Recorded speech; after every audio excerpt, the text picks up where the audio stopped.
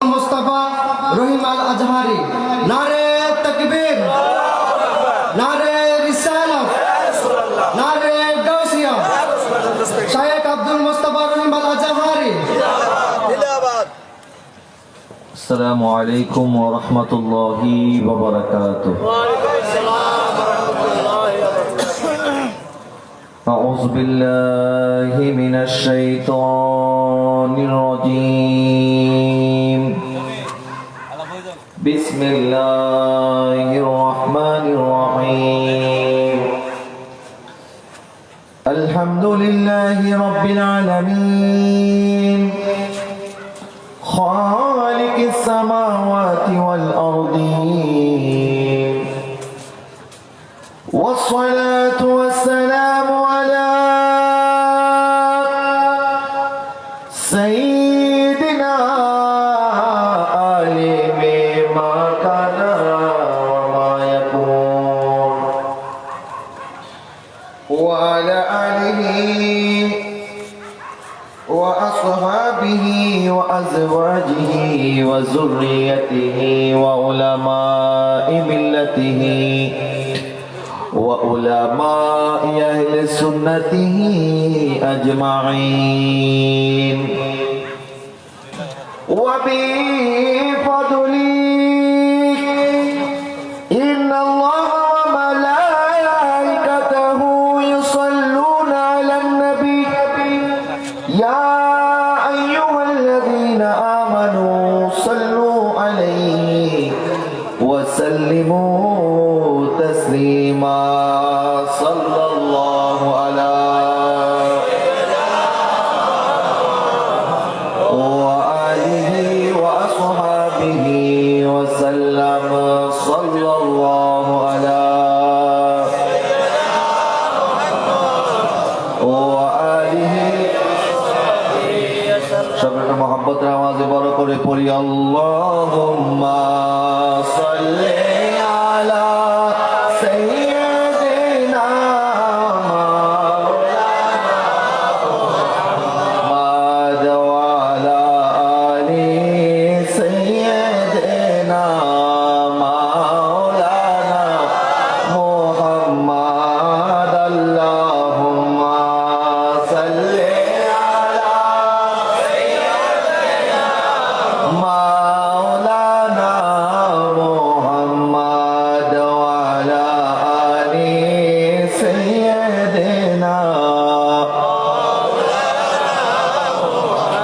तू जिंदा है वल्लाह, तू जिंदा है वल्लाह,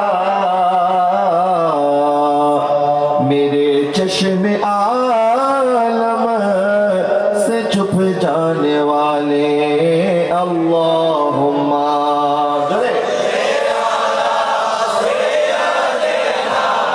मौलाना मुहम्मद वाला आले सय्यदना वअजमलु मिन कलमे तराकतु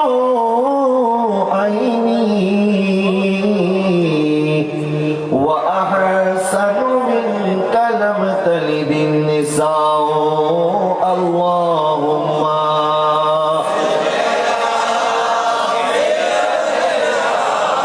مولانا محمد وعلى آل سيدنا ওই নামের মহিমা বড়, ওই নামে সবে যাপন করো, ওই নামের ও শিলা ধরো সল্লু আলা মুহাম্মাদ আল্লাহুম্মা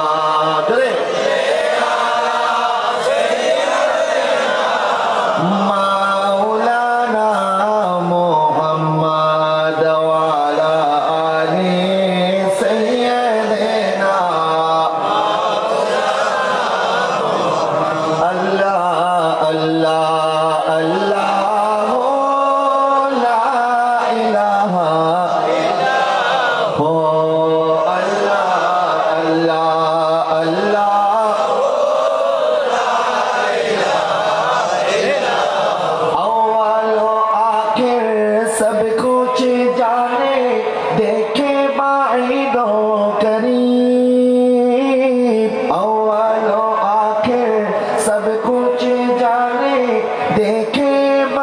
दो करीब ताइब की खबर देने वाला ताइब की खबर देने वाला अल्लाह का वो हबीब नबी जी अल्लाह अल्लाह इल्लाह अल्लाह अल्लाह अल्लाह प्यारी सूरत हंसता चेहरा मुंह से झरते फूल प्यारी सूरत हंसता चेहरा मुंह से झरते फूल नूर का पुतला चद का टुकड़ा नूर का पुतला चद का टुकड़ा हक का प्यारा रसूल नबी जी अल्लाह अल्लाह इल्लाह अल्लाह अल्लाह अल्लाह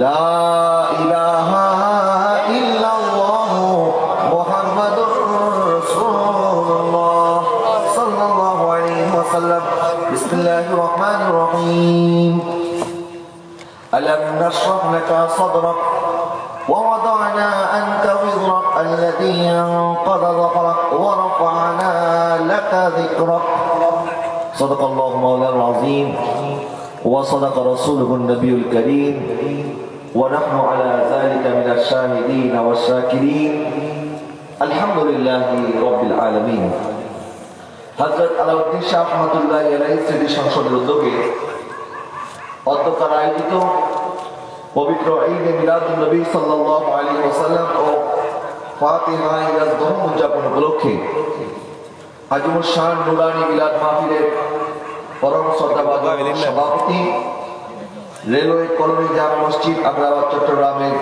মুহতারাম খতিব মুজাহিদ মিল্লাত হযরতুল আল্লামা জনাব মাওলানা মোহাম্মদ নুরুজ্জামান আল কাদি সাহেব মুদ্দাজিলুল আলী সম্মানিত উদ্বোধক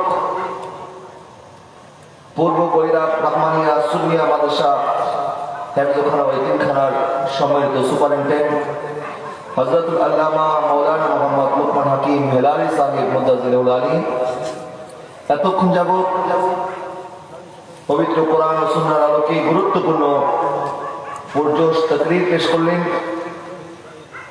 আহলে সুন্নাত ওয়াল জামাতের উদীয়মান আলেমে দ্বীন হযরতুল আল্লামা হাফেজ মাওলানা আবু সাইদ মোহাম্মদ কাইয়ুম ফারুকী সাহেব মুদ্দাজিলুল আলী মঞ্চে উপবিষ্ট হযরত উলামায়ে কেরাম বিশেষ মেহমানবৃন্দ উপস্থিত আমার সামনে উপবিষ্ট হযরত মুসল্লিয়ানে কেরাম হযরত আলাউদ্দিন শাহ রহমাতুল্লাহি আলাইহি স্মৃতি সংসদের সম্মানিত সদস্য ভাইয়েরা গাউসে কমিটি বাংলাদেশ ছাত্র সেনা যুব সেনা আহলে সুন্নাত ওয়াল জামাতের বিভিন্ন সংগঠনের নেতৃবৃন্দ পর্দানশীন মা এবং বোনেরা রহমানি ওয়া রাহমাকুমুল্লাহ মহান রব্বুল আলামিনের আলিশান দরবারে লক্ষ কোটি শুকরিয়া আদায় করছি যে আল্লাহ সুবহানাহু ওয়া তাআলা আজকের এই পবিত্র মাহফিলে আমাদেরকে আসার বসার তৌফিক দিয়েছেন সেই জন্য রব্বুল আলামিনের দরবারে শুকরিয়া তার সকলে একবার পড়ি আলহামদুলিল্লাহ আর একটু মহব্বত আওয়াজে বলুন আলহামদুলিল্লাহ লক্ষ কোটি দুরূদ এবং সালাতু সালাম आका नामेदार ताजदार मदीना हुजूर सरवार कायनात इमामुल अंबिया इमामुल मुरसलीन नबीयतु जहां रहमतल लिल आलमीन मुहम्मद मुस्तफा अहमद मुस्तफा सल्लल्लाहु अलैहि वसल्लमेर নুরানি কদম মোবারকে সোনার মদিনায় লক্ষ কোটি দুরূদ এবং সালাতু সালামের হাদিয়া নজরানা পেশ করছি। আমি অত্যন্ত কৃতজ্ঞতা জ্ঞাপন করছি আজকের মাহফিল কমিটি সহ এই মাহফিলকে আয়োজন করতে যারা যারা কষ্ট করেছেন, বিশেষ করে আমার তরুণ ভাইরা অনেক কষ্ট করে আজকের এই মাহফিলকে সাজিয়েছেন এবং যারা গভীর রজনী পর্যন্ত এই শীতের রাত্রিতে আপনারা আরামের ঘুমকে রেখে আজকে এই মাহফিলে উপস্থিত হয়েছেন এবং এই শীত হাড় কাঁপানো শীতের মধ্যে আমরা এখানে জমা হতে পেরেছি, এই জন্য রব্বুল আলামিনের দরবারে আবার শুকরিয়া আদায় করে বলি আলহামদুলিল্লাহ। আজকে আমাদের আসা, আমাদের বসা, আমাদের মোলাকাত, আমাদের দেখা সাক্ষাৎ, আমার ভাইদের এই কষ্ট, সমস্ত কিছু একমাত্র আমরা আল্লাহ এবং তার রাসূলের জন্য। কথা বলেন ঠিক না বা ঠিক? এখানে এই রাত্র আপনারা কেউ আমার জন্য বসে আসছেন এমনটা নয়, কারণ এতদিন আপনার সাথে আমার পরিচয় ছিল না, আমার সাথে আপনার পরিচয় ছিল না। তো আজকে আমরা একজন আরেকজনকে নতুন ভাবে পরিচিত হচ্ছি। আপনারা আমাকে দেখলেন, আমি আপনাদেরকে দেখলাম, কিন্তু আসলে আমাদের এই দেখা সাক্ষাৎ আমাদের জন্য নয়, বরং এই জবান দিয়ে যখন আমার নবী সাল্লাল্লাহু আলাইহি ওয়াসাল্লামের হুসন জামালের কথা বলবো, আমার আকা সাল্লাল্লাহু আলাইহি ওয়াসাল্লামের নুরানি সিরাতের কথা বলবো, আমার আকা সাল্লাল্লাহু আলাইহি ওয়াসাল্লামের নুরানি হাদিসের কথা বলবো, আমার নবীর কথাগুলি শোনার জন্য আপনারা বসে আছেন। কথা বলেন ঠিক না বা ঠিক? সুতরাং এই কারণে আমাদের কষ্ট আর কষ্ট মনে হয় না, আমাদের গায়ের মধ্যে কোনো শীতের কষ্ট লাগে না, কারণ আমরা তো বসে আছি নবীর কারণে। কথা বলেন ঠিক না? নবীর শান আজমত, এটা আমাদের দিলের খোরাক, রূহের খোরাক, আত্মার খোরাক। নবীর প্রশংসা যখন আমরা শুনি, আমাদের আত্মা তখন শান্তি হয়। আশিকে রাসূল এবং দুশমনে রাসূল চিনার একটা উপায় হচ্ছে, আপনি যদি কোন আশিকে রাসূলের সামনে নবীর প্রশংসা করেন, তার মুখ আনন্দে ভরে যাবে। আর যখন কোন ওয়াহাবি নাজদীক দুশমনে রাসূলের সামনে নবীর প্রশংসা করবে, তখন তার মুখ কালো হয়ে যাবে। এটাই সুন্নি এবং ওয়াহাবিদের মধ্যে পার্থক্য হচ্ছে, সুন্নিরা নবীর প্রশংসা শুনলে খুশি হয়, আর নবীর দুশমন ওয়াহাবিরা নবীর প্রশংসা শুনলে বেজার হয়। এখন আমরা যে নবীর প্রশংসা করব, আমাদের কিন্তু একটা লাভ আছে। আমরা কেন নবীর প্রশংসা করি, এই লাভটা যারা বুঝে না, তারাই নবীর প্রশংসা সহ্য করতে পারে না। হযরত হাসান বিন সাবিত রাদিয়াল্লাহু তাআলা আনহু, উনি বলছেন, নবীজির সাহাবী, নবীজির সামনে নিয়ে নবীকে বলছেন, ইয়া রাসূলুল্লাহ, উনি একজন কবি ছিলেন, উনি সুন্দর সুন্দর কবিতা লিখে নবীর সামনে পেশ করতেন। তো একবার উনি বলছেন, ইয়া রাসূলুল্লাহ, ইন মাদিহতু মুহাম্মাদা বিমাকালাতি লাকিন মাদিহতু মাকালাতি বিমুহাম্মাদা।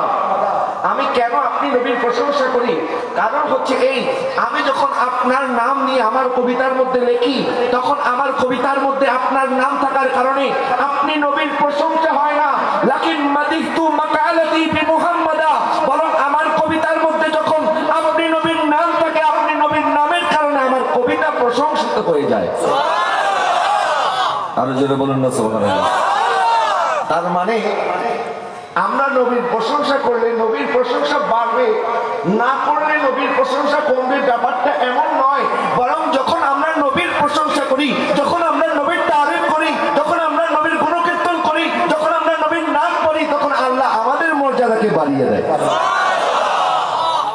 নবীর প্রশংসা সাহাবায়ে কেরাম করেছেন, নবীর প্রশংসা তাবেঈন করেছেন, আউলিয়া সালেহিন বুজুর্গানে দ্বীন করেছেন। যে যত বেশি নবীর প্রশংসা করেছে, আমার আল্লাহ তার মর্যাদাকে তত বাড়িয়ে দিয়েছে। হযরত উম্মে মাবাদ নামে একজন মহিলা ছিলেন, যে তখন ঈমান আনে নাই, ঈমানের নজরে নবীকে দেখে নাই। হিজরতের রজনীতে আমার আকা সাল্লাল্লাহু আলাইহি ওয়াসাল্লাম হযরত সিদ্দিক আকবরকে নিয়ে যখন রওনা হয়েছে, 3 দিন 3 রাত যখন গারে সুরে ছিল, গারে সুর থেকে বের হয়ে মদিনাতুল মুনাওয়ারার দিকে যখন রওনা হয়েছে, সিদ্দিক আকবর আরজ করলেন, ইয়া রাসূলুল্লাহ, তৃষ্ণায় আমার বুক যেমন ফেটে যাচ্ছে, হুজুর খুব ক্ষুধা পেয়েছি, কি করা যায়? তা আমার নবী সাল্লাল্লাহু আলাইহি ওয়াসাল্লাম দেখলেন দূর থেকে একটি ঘর দেখা যায়। তো নবীজি বললেন, চলো সেই ঘরে যাওয়া যাক, দেখি কিছু পাওয়া যায় কিনা।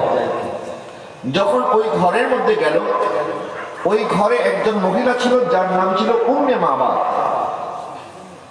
উম্মে মাবাদ নবীকে চিনত না। তো নবীকে দেখার পরে জিজ্ঞেস করেন, আপনারা কারা? সিদ্দিক আকবর বললেন, আমরা মদিনার মুসাফির, তো রাস্তার মধ্যে আমরা বের হয়েছি, কয়েকদিন যাবত আমরা অভুক্ত, আমাদের খুব ক্ষুধা পেয়েছি। তখন উম্মে মাবাদ বলল, আমরা মেহমানদারি করতে খুব পছন্দ করি, কিন্তু দুর্ভাগ্য বিষয়, আজকে আমাদের ঘরে মেহমানদারি করার মতো কিচ্ছু নাই। তখন সিদ্দিক আকবর দেখলেন একটা ছাগল তার ঘরের সামনে বেঁধে রাখা হয়েছে। জিজ্ঞেস করলেন, এই ছাগল কি দুধ দেয়? বললেন না, আপনি দেখছেন এই ছাগলটা কত শুকনো, এই ছাগল দুধ দিবে কিভাবে? আর যদি দুধ দিতই তাহলে আমার স্বামী তাকে ঘরে রেখে দিত না। আমার স্বামী ছাগল চড়াতে ময়দানে গিয়েছে, সে যদি দুধ দেওয়ার উপযুক্ত হতো তাহলে তো তাকে আমার স্বামী নিয়ে যেত। এই ছাগল দুধ দেয় না।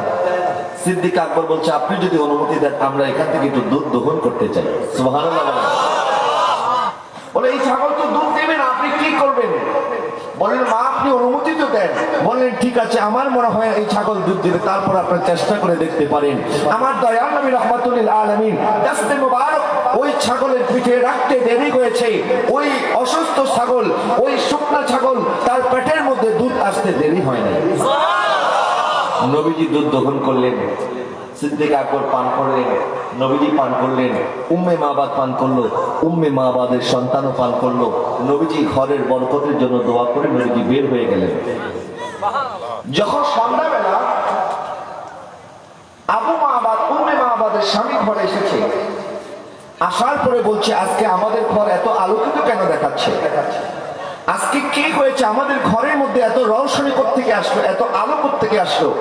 এখন উম্মে মাবাদ বলছে, আজকে আমাদের ঘরে এমন একজন এসেছিল যার আগমনের কারণে আমাদের ঘর আলোকিত হয়ে গেছে।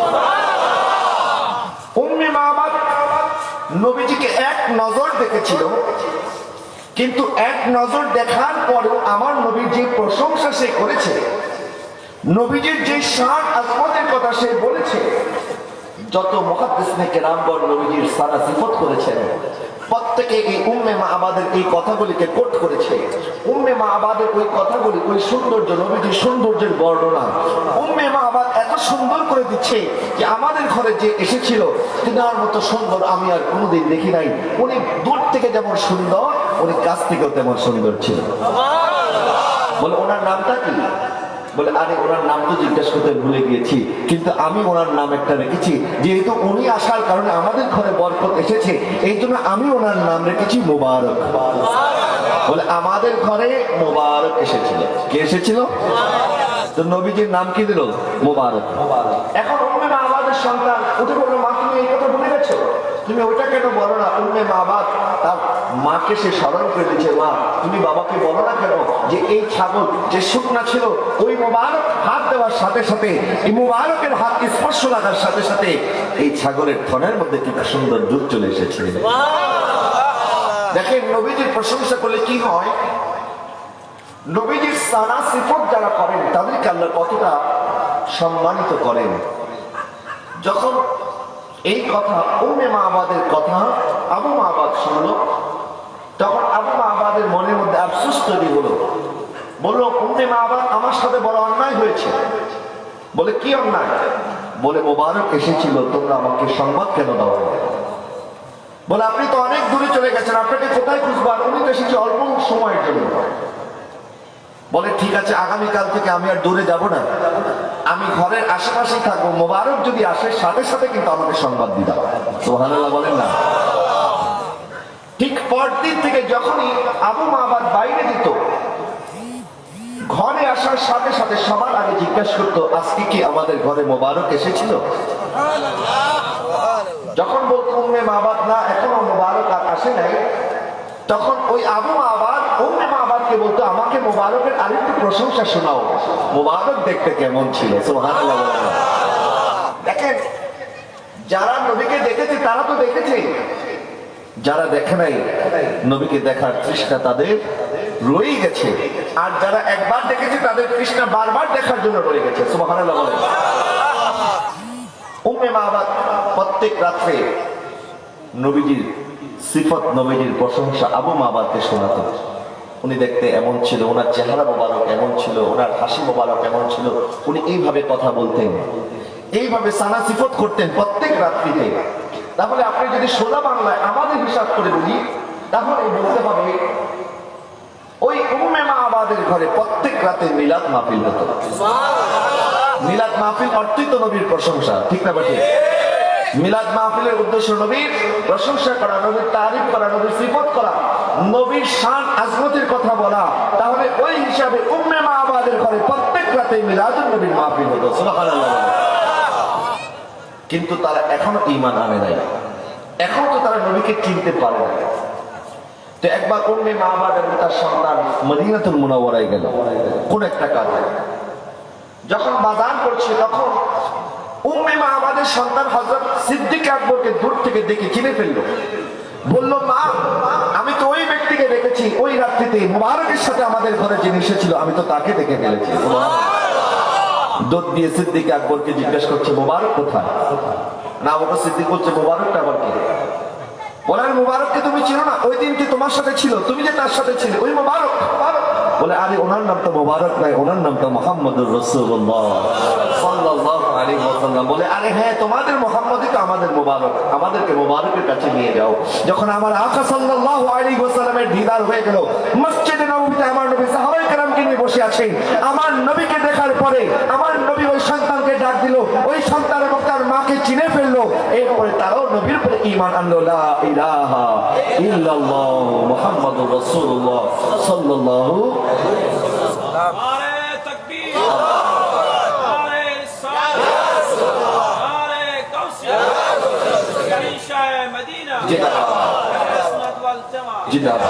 এরপরে যখন উম্মে মাবাদ এবং তার সন্তান ঘরে গেল, তখন ওই উম্মে মাবাদের স্বামী যখন রাত্রেবেলা আবার ঘরে আসলো, আসার পরে দেখছে ওনাদের ঘর আরো জলজল করছে, আরো আলোকিত হয়ে গেছে। তখন আবু মাবাদ জিজ্ঞেস করছে, আজকে কি মুবারক আমাদের ঘরে এসেছিল? আজকে আমাদের ঘর আরো রোশন কেন রাখছে? বলে, না, আজকে মুবারক আমাদের কাছে আসে নাই, বরং আমরা মুবারকের কাছে গিয়েছিলাম। বলে, আমাকে নিয়ে যাও তাড়াতাড়ি। পরের দিন আবার সকাল বেলায় ওই আবু মাবাদ নবীর কদমে হাজির হয়ে ঈমান আনলো। প্যারে হাজির, তার মানে বোঝা যায় যারা নবীর প্রশংসা করে, যারা নবীর গুণকীর্তন করে, আমার আল্লাহ তাদেরকে এমন নিয়ামত দান করে। ওই উম্মে মাবাদ নবীকে দেখার সাথে সাথে নবীর প্রশংসা করার কারণে আমার আল্লাহ তাদের গোটা পরিবারকে ঈমানের দৌলত নসিব করেছে। কিসের দৌলত? ঈমানের দৌলতের চাইতে বড় কোনো সম্পদ আছে? ঈমান হচ্ছে সবচেয়ে বড় সম্পদ। আল্লাহ পাক এইভাবে তার বান্দাদেরকে পুরস্কৃত করেন যখন বান্দা নবীর প্রশংসা করে। নবীর প্রশংসা করার দরকার আছে কি আছে না? কুরআনুল কারীমে সূরা আল ইনশিরাহ 4টি আয়াত আপনাদের মধ্যে তেলাওয়াত করেছি। আজকে আমার যে বিষয়বস্তু, কোরআন সুন্নাহর আলোকে নবীর সুন্নাহ তরিকার জীবন ব্যবস্থা। আল্লাহ সুবহানাহু ওয়া তাআলা তার প্রিয় হাবিব সাল্লাল্লাহু আলাইহি ওয়াসাল্লামের উপরে বিভিন্ন সময়ে ওহী নাযিল করেছে, বিভিন্ন প্রেক্ষাপটে। যখন মক্কার কাফির মুশরিকরা ইসলামের বিভিন্ন বিধানকে লঙ্ঘন করতে লাগলো এবং নবীজির উপরে এক এক করে জুলুম নির্যাতনের মাত্রা বাড়িয়ে দিল, ঠিক ওই মুহূর্তে আমার আকা সাল্লাল্লাহু আলাইহি ওয়াসাল্লামকে, আমার নবীকে আল্লাহ পাক মদিনাতুল মুনাওয়ারায় হিজরত করার কথা বললেন। তো নবীজি যখন হিজরত করলেন, এরপর আস্তে আস্তে ইসলামের বিজয় শুরু হয়ে গেল। হিজরতটা ছিল ইসলাম বিজয়ের টার্নিং পয়েন্ট। এরপরে আল্লাহ সুবহানাহু ওয়া তাআলা আমার নবীকে স্মরণ করিয়ে দিলেন, আলাম নাশরাহ লাকা সাদরাক, ইয়া হাবিব সাল্লাল্লাহু আলাইহি ওয়াসাল্লাম, আমি কি আপনার বক্ষকে প্রসারিত করে দেইনি? সুবহানাল্লাহ বলেন না। আমি কি আপনার বক্ষকে প্রসারিত করে দেইনি? এখানে অনেকগুলি অর্থ আছে, কিন্তু বক্ষ প্রসারণের কথাই যদি ধরি, আমার আল্লাহ সাল্লাল্লাহু আলাইহি ওয়াসাল্লাম কোনদিন আল্লাহর কাছে দোয়া করে নাই, রব্বি ইশরাহ লি সাদরি, আল্লাহ আমার বক্ষকে প্রসারিত করে দিন। মুসা আলাইহিস সালাম দোয়া করেছিলেন, রব্বি ইশরাহ লি সাদরি, আল্লাহ আমার বক্ষকে আপনি প্রসারিত করে দিন। কিন্তু নবী সাল্লাল্লাহু আলাইহি ওয়াসাল্লাম কখনো এই দোয়া করতে হয় নাই। নবী দোয়া করার আগে আমার আল্লাহ তার হাবিবকে বলছেন, আলাম নাশরাহ লাকা সাদরাক, হাবিব আমি কি আপনার বক্ষ মুবারককে প্রসারিত করে দেইনি? সুবহানাল্লাহ, সুবহানাল্লাহ বলেন না। অর্থাৎ মুসা আলাইহিস সালাম চাওয়ার পরে আল্লাহ দান করেছেন, আর আমার নবী চাওয়ার আগেই আল্লাহ দান করেছেন। সুবহানাল্লাহ। নবীজির প্রসারতা, উদারতা নমুনা কেমন ছিলেন? নবীকে আল্লাহ সুবহানাহু ওয়া তাআলা কতটা উদার বানিয়েছেন, কতটা প্রসার আত্মা দান করেছেন, কতটা বিশাল হৃদয় দান করেছেন। আমার নবীর হৃদয় মোবারক আকাশের চাইতে বড় ছিল, সমুদ্রের চাইতে বড় ছিল। আমার নবীর মতো হৃদয়ের অধিকারী পৃথিবীতে আর কেউ আকা সাল্লাল্লাহু আলাইহি ওয়াসাল্লাম ওনার ব্যাপারে আমরা কি বলবো, ঘরওয়ালা যারা তারা যা বলে তার চেয়ে পিওর কোনো কথা আর হতে পারে না। আমার সম্পর্কে আমার ঘরওয়ালি যে আছে, আমার স্ত্রী, আমার ঘরের মানুষ, তারা সবচেয়ে ভালো কথা বলতে পারবে আমার সম্পর্কে। কারণ বাইরের কাছে আমরা অনেক ভালো, ঘরের মানুষের কাছে ভালো কি ভালো না এটা হচ্ছে আসল বিষয়। একজন গবেষণা করে বলেছেন, পৃথিবীর যত বড় হিরো হোক না কেন, ওই হিরো ঘরের মানুষের কাছে কোনোদিন হিরো হতে পারে না। সে বাইরে হিরো, ঘরের মানুষের কাছে হিরো নয়। একটি কথা আছে, পীর চেনে না গায়ে, পীর চেনে না মায়, পীর চেনে না ঘরের জানালায়। ঘরের মানুষের সাথে নাকি পিরালি করা যায় না, ঘরের মানুষ তাকে পীর হিসাবে মানে না। বল তুমি বাইরের মানুষের কাছে পীর, আমাদের কাছে আবার কিসের পিরালি? ঘরের মানুষের সাথে পিরালি করা যায় না। আমার নবীর ঘরওয়ালা যারা ছিলেন, নবী সাল্লাল্লাহু আলাইহি ওয়াসাল্লামের সহধর্মিণী, আমাদের উম্মুল মুমিনিনগণ, উম্মাহাতুল মুমিনিন, তার মধ্যে হযরত খাদিজাতুল কুবরা রাদিয়াল্লাহু তাআলা আনহা, যিনি আমার নবীর সাথে 15টি বছর সংসার করেছেন। 15 বছর সংসার করার পরে যেদিন আমার নবীর উপরে নুজুলে ওহী হলো, ওহী নাযিল হলো, আমার আকা সাল্লাল্লাহু আলাইহি ওয়াসাল্লাম ঘরের মধ্যে আসলেন এবং বললেন, জামবিলুনি জামবিলুনি, আমাকে চাদর আবৃত করো, আমাকে চাদর আবৃত করো। কারণ কোরআনুল কারীমের ভার, কোরআনুল কারীমের ওজন এত বেশি। আল্লাহ বলছেন, লাউ আনজালনা হাযাল কুরআনি আলা লাউ আনজালনা হাযাল কুরআনা আলা জাবালিন লারাআইতাহু খাশিআন মুতাসাদ্দিয়ান মিন খাশিয়াতিল্লাহ। আমি এই কোরআনকে যদি আসমান থেকে এই কোরআনকে যদি পাহাড়ের উপরে নাযিল করতাম, পাহাড় খণ্ড বিখণ্ড হয়ে যেত। আল্লাহ সুবহানাহু ওয়া তাআলা কোরআনকে পাহাড়ের উপরে নাযিল করলে যে পাহাড় চূর্ণ বিচূর্ণ হয়ে যেত, সেই কোরআনকে আমার নবীর বক্ষ মোবারকের উপরে নাযিল করেছে। তাহলে আমার নবীর বক্ষ মোবারকের চেয়ে শক্তিশালী আর কিচ্ছু নাই।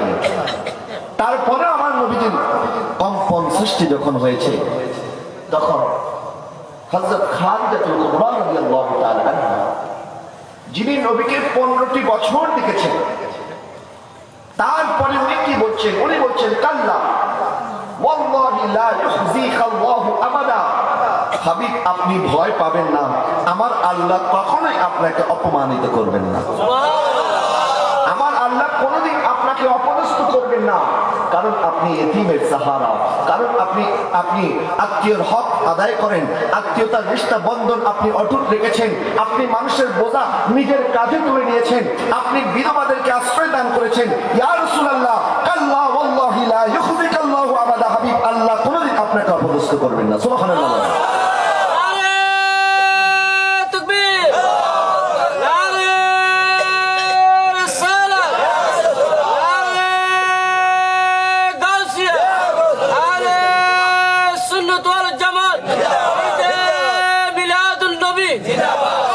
এই কথা খাদিজাতুল কুবরা রাদিয়াল্লাহু তাআলা আনহা 15 বছর নবীর সাথে সংসার করেছেন। তিনি বলছেন, আমার আল্লাহ কোনোদিন আপনাকে অপমানিত করবেন না, অপদস্থ করবেন না। কারণ আপনি এতিমের হক রক্ষা, এতিমের অধিকার আদায় করেন, আপনি মানুষের হক আদায় করেন, আপনি অসহায়দের সহায়, আপনি মানুষের বোঝা নিজের কাঁধে তুলে নেন, আপনি আত্মীয়তার বন্ধন অক্ষুণ্ণ রাখেন, কোনদিন আল্লাহ আপনাকে অপমানিত করবেন না। এটা তো নবী সাল্লাল্লাহু আলাইহি ওয়াসাল্লামের সাথে 15 বছর সংসার করার পরে খাদিজাতুল কুবরার কথা। নবীজির বয়স যখন 9 বছর, নবীজির চাচা আবু তালিব ওনার কাছে যখন মক্কাবাসী আসলো এবং বলল, আবু তালিব আপনি তো আওলাদ ইসমাইলের মধ্য থেকে, তো আমাদের মক্কার মধ্যে খরা হচ্ছে, অনেকদিন যাবত বৃষ্টি হচ্ছে না, আপনি একটু আমাদের জন্য দোয়া করেন, আপনি একটু আমাদের জন্য দোয়া করেন। তখন তিনি বললেন, তোমরা সবাই কাবা শরীফের চত্বরে হাজির হও, আমি আমার ভাতিজা মুহাম্মদকে নিয়ে হাজির হচ্ছি। সুবহানাল্লাহ বলেন না। হযরত আবু তালিব আমার নবীকে নিয়ে যখন হাজির হলেন, নবীজির বয়স মাত্র কয় বছর? 9 বছর। তখন আবু তালিব নবীজিকে কাবা শরীফের দেয়ালের সাথে নবীজির পিঠ মোবারককে ঠিকই আল্লাহর কাছে দোয়া করলেন, আল্লাহ এই নুরানি চেহারাওয়ালার সত্তায় আপনি আমাদেরকে বৃষ্টি দান করেন। নবীর উসিলা নিয়ে বৃষ্টি চাওয়ার দোয়া করতে দেরি হয়েছে, আল্লাহ আসমান থেকে বৃষ্টি নাজিল করতে দেরি করে না। তো উনি আবার শায়ের ছিলেন। উনি বলছেন ওয়া আবিয়াদু ইউস্তাসকাল গামামু বিওয়াজহিহি সিমানুল ইয়াতামা ইসমাতু লিল আরামিল। এই নুরানি চেহারাওয়ালার যার উসিলা নিয়ে আল্লাহর কাছে দোয়া করলে আল্লাহ বৃষ্টি নাজিল করে। এবং নবী সম্পর্কে ওনার চাচাদার কি বলছে, মাত্র 9 বছর নবীর বয়স, তখন উনি বলছে আমার ভাতিজা এতিম হওয়ার পরে এতিমের সাহারা, বিধবাদের সহায়। আরো জোরে বলুন না সুবহানাল্লাহ। আমার আকা সাল্লাল্লাহু আলাইহি ওয়াসাল্লাম সম্পর্কে ঘরওয়ালা হযরত আয়েশা সিদ্দিকা রাদিয়াল্লাহু তাআলা উনি কি বলছেন, ওনার কাছে যখন নবীজির চরিত্র সম্পর্কে জিজ্ঞাসা করলেন একজন, যে আপনি আমাকে আপনার নবী সাল্লাল্লাহু আলাইহি ওয়াসাল্লামের চরিত্র সম্পর্কে বলেন, তখন হযরত আয়েশা সিদ্দিকা রাদিয়াল্লাহু তাআলা উনি বলছেন তুমি কি কোরআন পড়তে পারো? তো বলছেন হ্যাঁ আমি কোরআন পড়তে পারি। তখন তিনি বললেন কানা খুলুকুল কোরআন, কোরআনই হচ্ছে আমার নবীজির বাস্তব নমুনা। এই জন্য একজন বুজুর্গ বলেছে কেউ যদি শুরু থেকে শেষ পর্যন্ত কোরআন কারীম তেলাওয়াত করে এবং বুঝে কোরআন কারীম স্টাডি করে, এই কোরআন কারীমের ভিতরে আমার নবীর সুরতও পাওয়া যাবে, নবীজির সিরাতও পাওয়া যাবে। নবীর সিরাত, নবীর সুরত, নবীর সুরতের মতো কোন সুরত নাই, নবীর সিরাতের মতো কোন সুন্দর সিরাত নাই।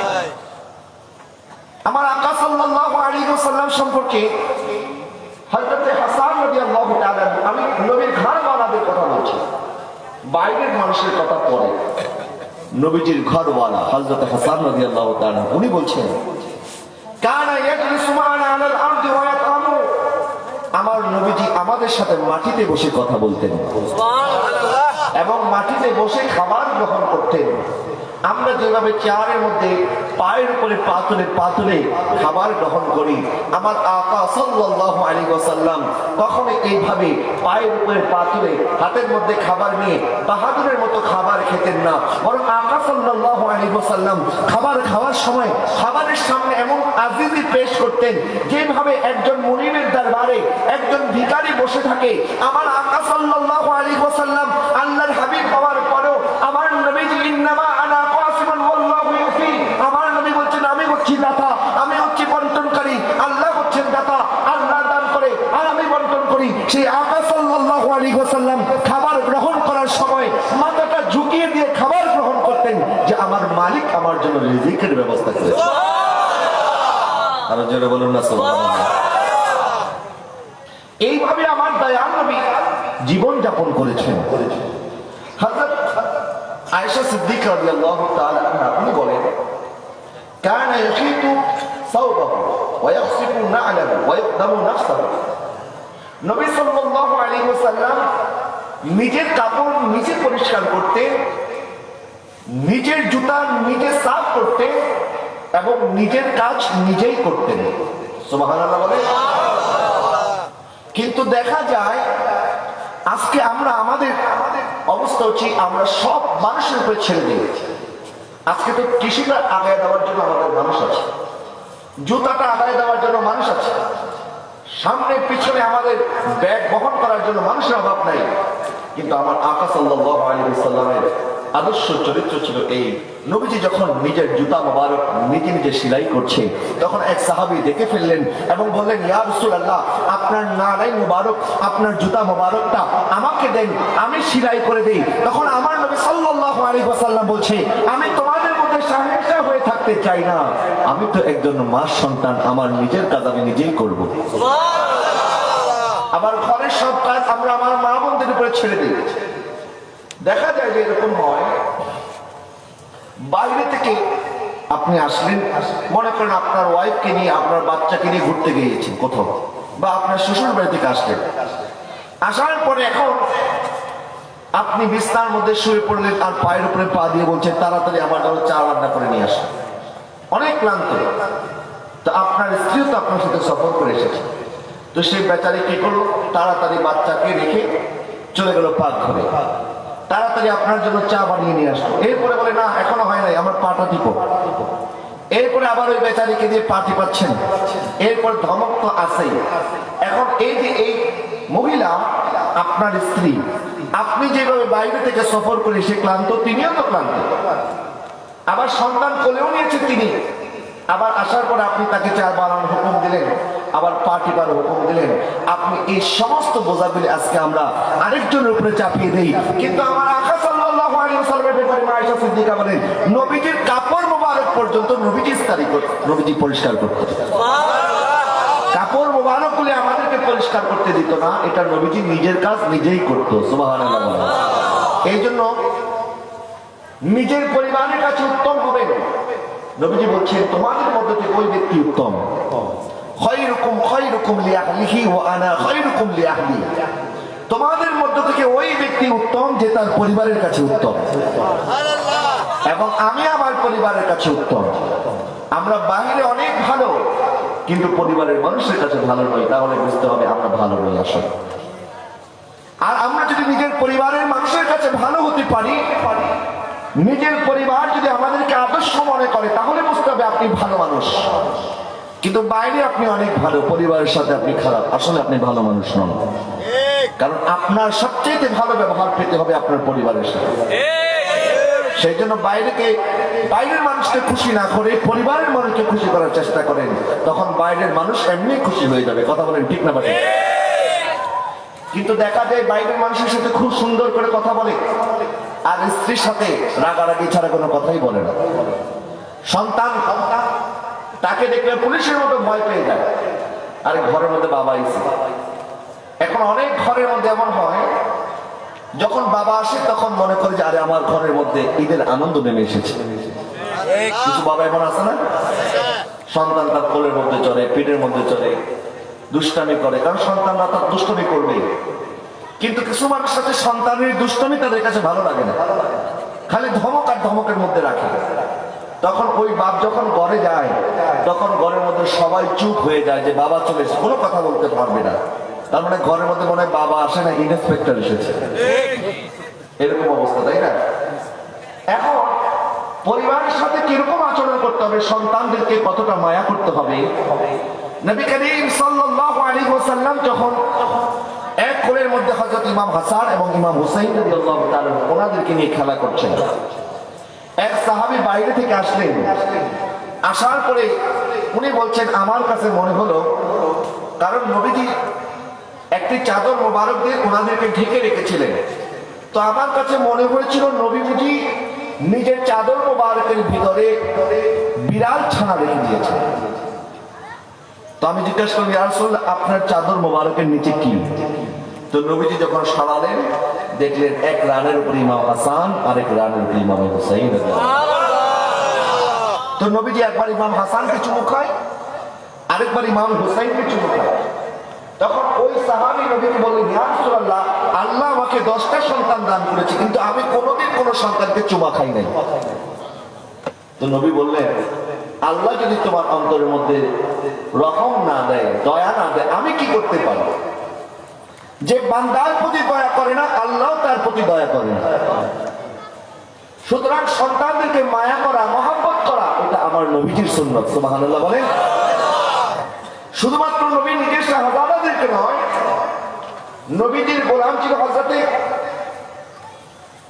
যায়েদ ইবনে হারেসা। যায়েদ ইবনে হারেসার সন্তান ছিল ওসামা ইবনে যায়েদ।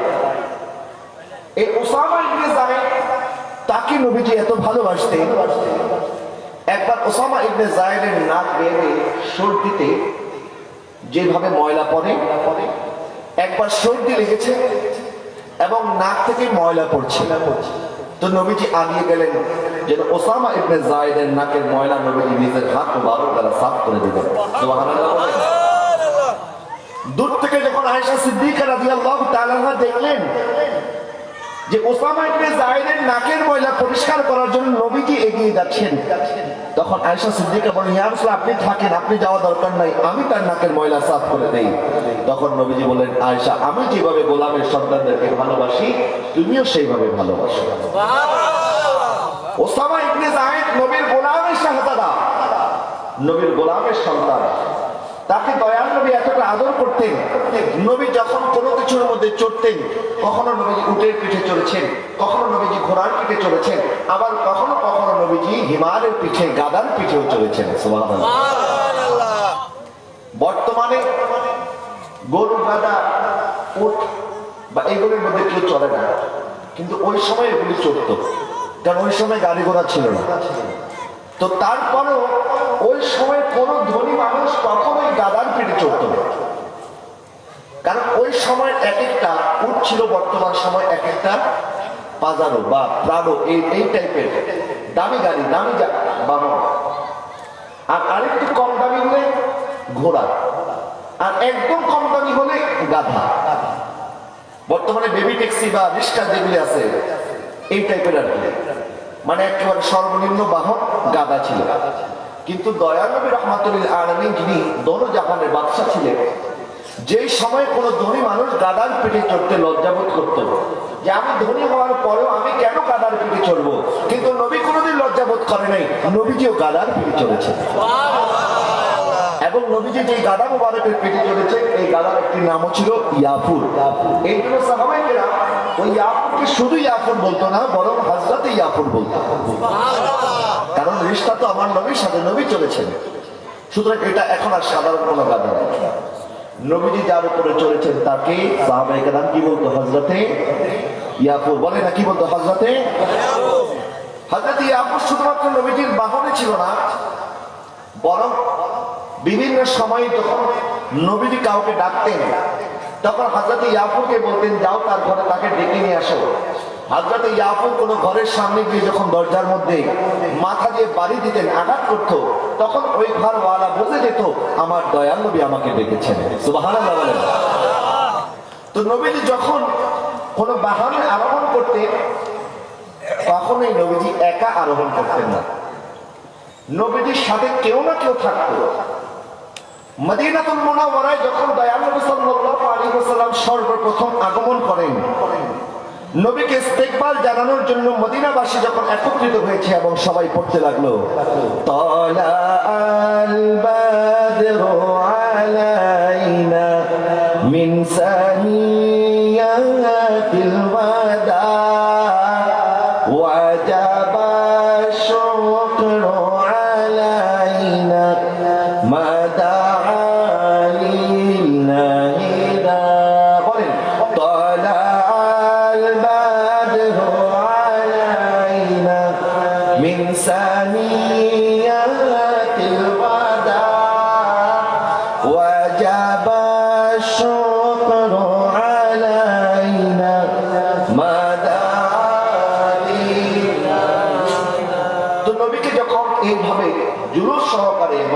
ইস্তেকবাল দিয়ে বরণ করে নিলেন। তো নবী দেখলেন দুইটা বাচ্চা খুব আনন্দের সাথে নবীকে ইস্তেকবাল জানানোর জন্য স্লোগান দিচ্ছে, নাচ করছে। তখন দয়াল নবী একজনকে কোলে নিয়ে সামনে বসালেন, আরেকজনকে কোলে নিয়ে পিছনে বসালেন। সুবহানাল্লাহ।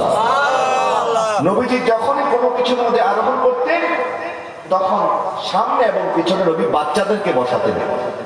তো যেদিন আমার আল্লাহ নবীজিকে বিজয় দান করলেন, মক্কাতুল মুকাররমায় যেদিন নবীজি বিজয়ী রূপে ফিরে আসলেন, মক্কা বিজয়ের দিন, নবীজি যে উট মুবারকের মধ্যে আরোহণ করেছেন, নবীজি উট মুবারকের মধ্যে আরোহণ করে যখন মক্কাতুল মুকাররমায় নবী প্রবেশ করছেন, তখন নবীজির মাথা মুবারক জমিনের দিকে ঝুঁকিয়ে ঝুঁকিয়ে প্রবেশ করছেন, এবং নবীজি এতটা ঝুঁকেছিলেন, ওই উটের মাথার যে পশম আছে, এই পশম এবং নবীজির কপাল মোবারক লেগে যাচ্ছিল। নবীজির নিচের মধ্যে ঝুঁকেছিলেন, জমিনের দিকে ঝুঁকেছিলেন, আল্লাহ আপনি আমাকে বিজয় রূপে আবার আমার মাতৃভূমিতে ফিরিয়ে এনেছেন। সুবহানাল্লাহ। মক্কা বিজয় এমন আদিম শান একটি দিন, যে দিনে ইসলামকে আল্লাহ পাক বিজয়ী দান করে মক্কাতুল মুকাররমায় ফিরিয়ে এনেছেন। সেই দিন আমার নবীর পিছনে একজন বসা ছিল, এবং নবীর পিছনে খুশি হয়ে মক্কা বিজয় দিন হেলে তুলে বিজয়ী রূপে তিনি মক্কাতুল মুকাররমায় নবীর সাথে বসে বসে প্রবেশ করছে। উনি সিদ্দিক আকবরের শাহজাদা নন, উনি ফারুক আজমের শাহজাদা নন, উনি হযরত ওসমানের জিন্নুরাইনের শাহজাদা ছিলেন না, উনি মাওলায়ে কায়নাত হযরত আলী শাহজাদা হাসাইনের কারিমাইন নন। তাহলে কে ছিলেন সেদিন আমার নবীজির সাথে ওই উট মুবারকের মধ্যে, যে উট মুবারকের মধ্যে চড়ে চড়ে মক্কা বিজয়ের দিন আমার নবী মক্কাতুল মুকাররমায় প্রবেশ করছে, আমার দয়াল নবী যেদিন মক্কাতুল মুকাররমায় প্রবেশ করছে, ওই সময় নবীর উট মুবারকের মধ্যে নবীর সাথে যিনি আরোহী অবস্থায় প্রবেশ করেছে তিনি ছিলেন নবীজির গোলাম হযরত যায়েদ ইবনে হারেসার সন্তান হযরত ওসামা ইবনে যায়েদ। আর জোরে বলুন না সুবহানাল্লাহ। তো নবী দেখিয়ে দিলেন, দেখো তোমরা তো গোলামদেরকে মর্যাদা দিতে চাও না, আদর করতে চাও না, মহব্বত করতে চাও না, দেখো আমি গোলামদেরকে কোথায় স্থান দিয়েছি।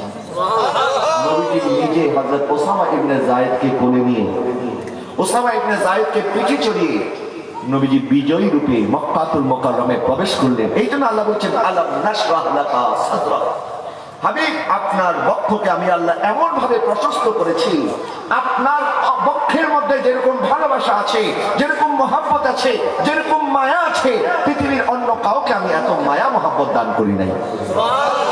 কোরআনুল কারীমের মধ্যে আরেক জায়গায় আল্লাহ বলছেন লাকাদ জাআকুম রাসূলুম মিন আনফুসিকুম আজিজুন আলাইহি মা আনিতুম হারিসুন আলাইকুম বিল মুমিনিনা রাউফুর রাহিম।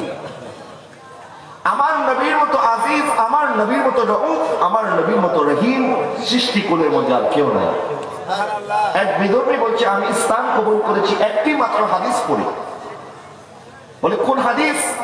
বলে আমি যখন ওই হাদিসটি পড়লাম যে একজন সাহাবী নবীজির কাছে আসলেন, বললেন ইয়া রাসূলুল্লাহ আমার সন্তান হারিয়ে গিয়েছে, আপনি আমার সন্তানের জন্য দোয়া করেন। তো নবীজি হাত তুলে দিলেন সন্তানের জন্য।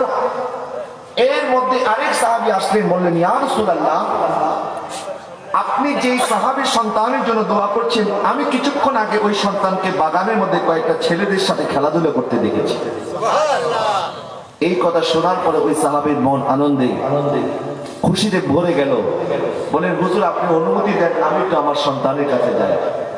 তো নবীজি বললেন দাঁড়াও, তুমি যখন তোমার সন্তানের কাছে যাবে, এতদিন পরে তোমার হারানো সন্তানকে খুঁজে পাচ্ছ, এখন তোমার অন্তর তোমার সন্তানের প্রতি মায়ের অবস্থায় আছে, সন্তানের প্রতি দুর্বল হয়ে আছে। এখন তুমি যখন দেখবে তোমার সন্তানকে অনেক মায়া নিয়ে ডাক দিবে, কিন্তু খবরদার সন্তানকে, তোমার সন্তান আমার কলিজার টুকরা, আমার নয়নের ধন, আমার চোখের তারা এইগুলি বলে ডাক দিবা না, বরং তোমার সন্তানকে তোমার সন্তানের নাম ধরে ডাক দিবা। বলেন হুজুর এই কথার হাকিকত কি?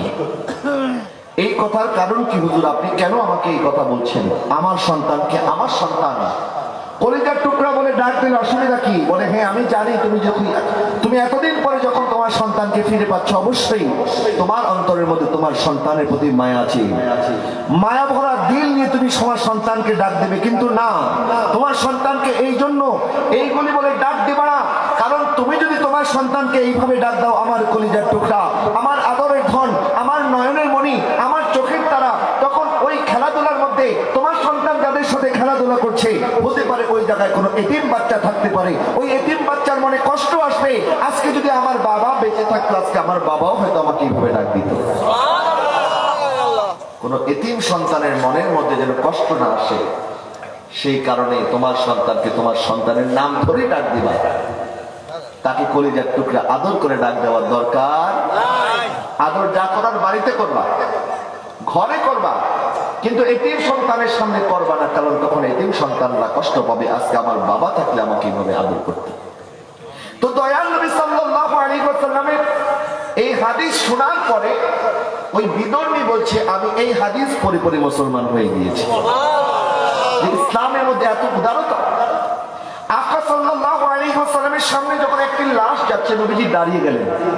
সাহাবায়ে কেরাম আরজ করেন ইয়া রাসূলুল্লাহ এটা তো একটা ইহুদির লাশ।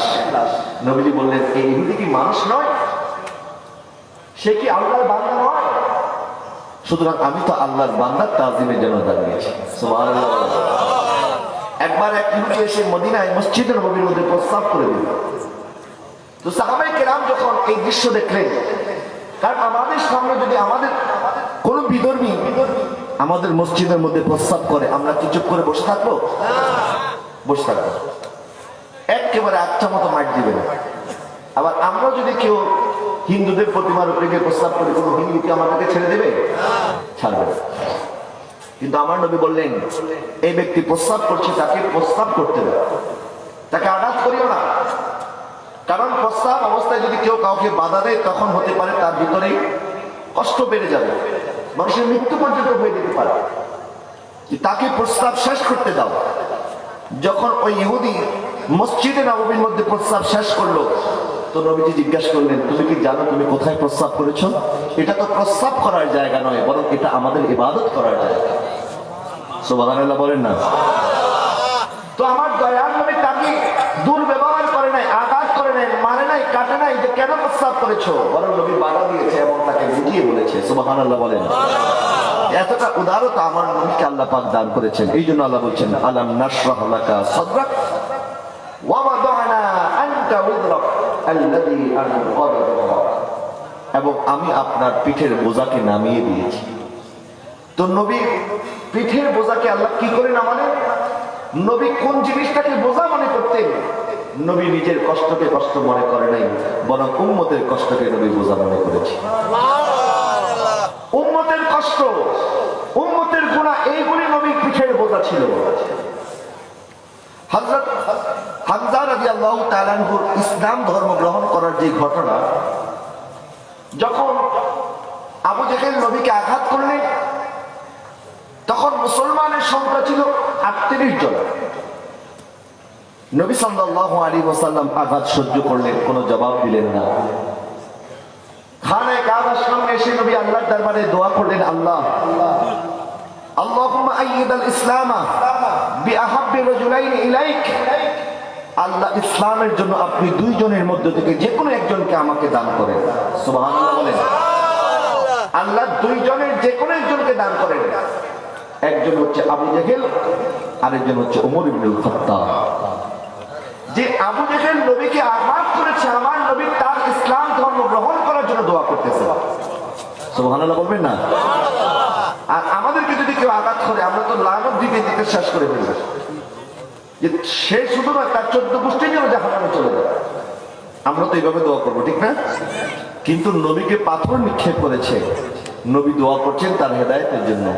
এই সংবাদ যখন হামজার কাছে পৌঁছল, হামজা ইবনে আব্দুল মুত্তালিব, নবীজির চাচা, নবীজির চাচার কানে যখন এই কথা পৌঁছলো, তিনিও তখন ঈমান ধর্ম, ইসলাম ধর্ম গ্রহণ করে নাই, তিনিও তখন মুসলমান হয় নাই। কিন্তু নবীজি তো ওনার ভাতিজার উপরে আক্রমণ হয়েছে, উনি সহ্য করতে পারে নাই। উনি চলে গেল কুরাইশদের এখানে, এবং ওই জায়গার মধ্যে গিয়ে দেখলো আবু জেহেল কুরাইশ নেতাদের সাথে বসে আড্ডা দিচ্ছে। তখন ওই হামজা ওই আবু জেহেলের কলারের মধ্যে ধরলো এবং ধনুক দিয়ে তাকে আঘাত করে তাকেও রক্তাক্ত করে দিল। বললো, কত বড় সাহস, তুমি আমার ভাতিজাকে আঘাত করেছো, আমার ভাতিজাকে এতিম মনে করেছো, আমার ভাতিজাকে বেসাহারা মনে করেছো, কেন তুমি আমার ভাতিজাকে আঘাত করলে? তখন কুরাইশ নেতারাও ওই হামজার উপরে আক্রমণ করার চেষ্টা করলো, কিন্তু আবু জেহেল জানে এখন যদি হামজার উপরে আক্রমণ আবার করা হয়, তখন বনি হাশিম এবং কুরাইশের মধ্যে বড় ধরনের যুদ্ধ লেগে যাবে। এই জন্য সে বলল, না না, আমি তার ভাতিজাকে আঘাত করেছি, সে আমাকে আঘাত করেছে, প্রতিশোধ নেওয়া হয়ে গেছে, এখন সবাই শান্ত হয়ে যাও। যখন এই কথা আবু জেহেল বলল, ওই হামজা আমার দয়াল নবী রাহমাতুল লিল আলামিনকে খুঁজতে লাগলেন। খুঁজতে দেখলেন নবীজি খানায়ে কাবার সামনে বসে আছেন এবং নবীজির দুই চোখ বেয়ে বেয়ে অশ্রু নির্গত হচ্ছে। জিজ্ঞাসা করলেন, ও আমার ভাতিজা, তুমি আর কেঁদো না, আমি তোমাকে রক্তাক্ত করার জন্য আবু জেহেলের প্রতিশোধ আমি নিয়েছি, আবু জেহেলকে আমি রক্তাক্ত করে এসেছি। তখন আমার নবী বললেন, চাচা, আমি এখনো খুশি হতে পারি নাই। সুবহানাল্লাহ বলেন না? আপনি প্রতিশোধ নিয়েছেন, আমি এটাতে খুশি হতে পারি, তাহলে তুমি কি করলে খুশি হবে? নবীজি সাল্লাল্লাহু আলাইহি ওয়াসাল্লাম রক্তের বিনিময়ে রক্ত চায় নাই। নবী সাল্লাল্লাহু আলাইহি ওয়াসাল্লাম বলেছেন, চাচা যান, আমি তখন খুশি হব আমি যে রবের ইবাদত করি, আপনি যখন সেই রবের ইবাদত করবেন তখন আমি খুশি হব। তখন হযরত হামজা ইবনে আব্দুল মুত্তালিব রাদিয়াল্লাহু তাআলা উনি বললেন, তাহলে আমাকে মুসলমান বানিয়ে নাও। লা ইলাহা ইল্লাল্লাহু মুহাম্মাদুর রাসূলুল্লাহ সাল্লাল্লাহু আলাইহি ওয়াসাল্লাম আমার নবী মানুষকে নিয়ে চিন্তা করতেন। নবী সব সময় দোয়া করতেন, আল্লাহ যেন সবাইকে ক্ষমা করে দেয়। সুবহানাল্লাহ বলেন না? তো নবীর পেরেশান, নবীর বোঝা নবীর জন্য নয়, বরং উম্মতের জন্য। কিসের জন্য? উম্মতের জন্য। আর এর আগের আয়াতে, এই আগের সূরার মধ্যে আল্লাহ পাক নবীকে জানিয়ে দিয়েছেন ওয়ালা সাউফা ইউতিকা রাব্বুকা ফাতারদা, হাবিব আমি আল্লাহ অচিরেই আপনাকে সন্তুষ্ট করব। তো নবী কখন সন্তুষ্ট হবেন? যখন আল্লাহ তার উম্মতকে ক্ষমা করবেন, তখন আমার নবী সন্তুষ্ট হবেন। যার কারণে আমার নবীকে সাল্লাল্লাহু আলাইহি ওয়াসাল্লামকে আল্লাহ হাউজে কাউসার দান করেছে। ইন্না আতাইনা কাল কাউসার, হাবিব কাউসার আপনাকে দান করে দিলাম। হাশরের ময়দানে যখন আপনার উম্মত তৃষ্ণার্ত থাকবেন, আপনার নিজ হাত মোবারক দ্বারা আপনি আপনার উম্মতকে পানি পান করাতে পারবেন। এই হাউজে কাউসারের পানি পান করলে একবার যে পান করবে তার দ্বিতীয়বার আর কোনোদিন তৃষ্ণা লাগবে না। আমার আল্লাহ বলছে এরপরে ওয়ারাফা'না লাকা যিকরাক, হাবিব আপনার শানকে আমি আল্লাহ বুলন্দ করেছি। নবীর শানকে বুলন্দ করেছেন কে? এটা আওয়াজ করে বলুন, বুলন্দ করেছেন কে? আল্লাহ বলছে হাবিব শান দেনে वाला আমি, লেনে वाला আপনি, জিকির করনে वाला আমি, যার জিকির করে তিনি হচ্ছেন আপনি। হাবিব মুজাম্মালের চাদর দেনে वाला আমি, ওই চাদরে গুনাহগারদেরকে বাঁচানে वाला আপনি। জান্নাত আমার মালিক আপনি, কাউসার আমার সাকি আপনি, কালাম আমার, জবান আপনার, নবুয়ত আমার, খতমে নবুয়ত আপনার, ইবাদত আমার, সব নবীদের আগে ইমামত আপনার, খলকত আমার, আর উম্মত হচ্ছে আপনার। क्या शान है,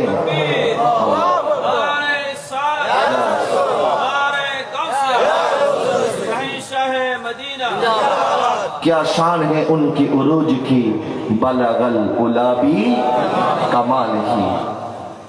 নবীর শান আজমত রিফাত কে বুলন্দ করেছেন কে?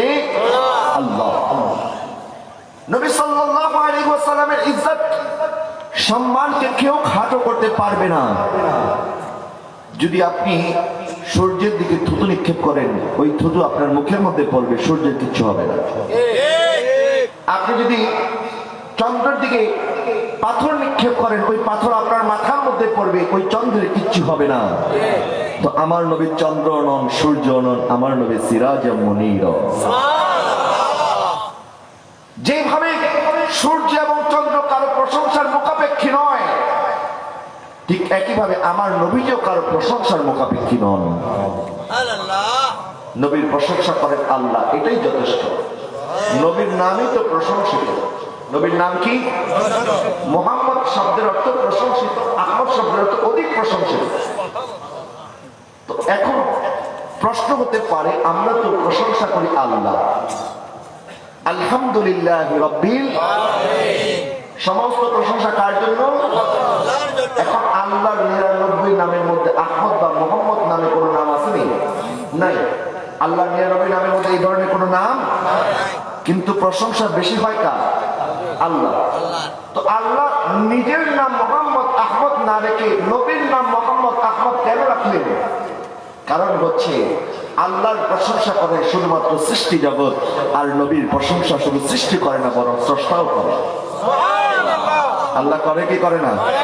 এবং হাশরের ময়দানে যখন আল্লাহ তার ওয়াদা বাস্তবায়ন করবেন, আসা আইয়াবআতাকা রাব্বুকা মাকামান মাহমুদা, মাকামে মাহমুদে যখন নবীকে অধিষ্ঠিত করা হবে, তখন সৃষ্টির শুরু থেকে সবাই আমার দয়া নবীর প্রশংসা করতে থাকবেন। সুবহানাল্লাহ। আজকে যারা ফ্রান্স নবীর সাথে ব্যঙ্গ করেছে, আজকে যে ওয়াহাবি নাজদিরা নবীর প্রশংসা শুনতে পারে না, তারাও হাশরের ময়দানে নবীর প্রশংসা করবে কি করবে না? এজন্য আল্লাহ হযরত কত সুন্দর বলেছেন, আজ লে উনকি পানা, আজ মদদ মাগুন সে, আজ লে উনকি পানা, আজ মদদ মাগুন সে, फिर न मानेगी कियामत में अगर मान गया सारा दुनिया। सलामुन या हबीब अल्लाह, सारा दुनिया।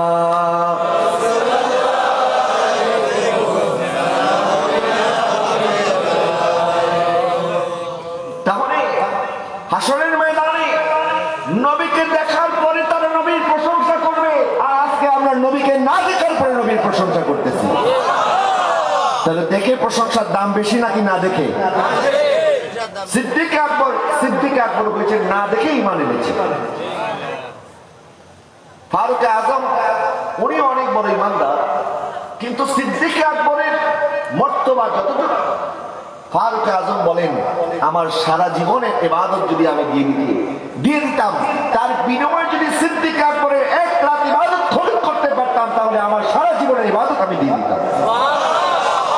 সিদ্দিক আকবর হয়েছে নবীর প্রতি কতটা ভালোবাসা ছিল।